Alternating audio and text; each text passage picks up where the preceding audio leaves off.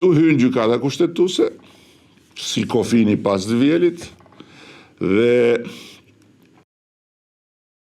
nuk merr parasysh detyrimin kushtetues, që Kushtetuta e Shqipërisë e përcakton qartë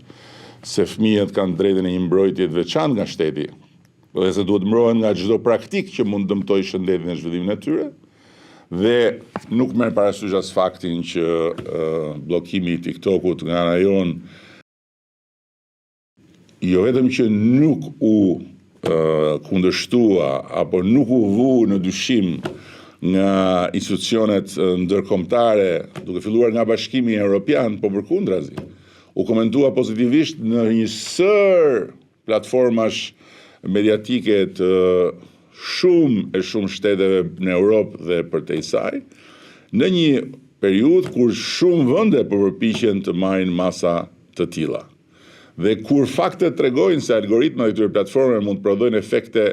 të dëmshme tek fëmijët, nga ankthi deri tek sjelljet vetlënduese apo tek shfaqjet brutale të dhunës që mund të çojë larg deri në humbjen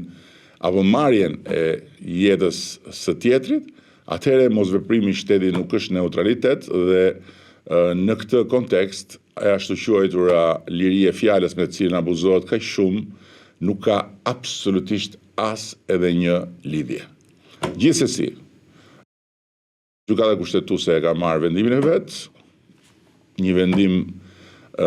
i panevojshëm në rastin më të mirë sepse nuk kishte më konflikt dhe nuk kishte më se çfarë të diskutohej, dhe ndërkohë ne kemi bërë punën tonë dhe kemi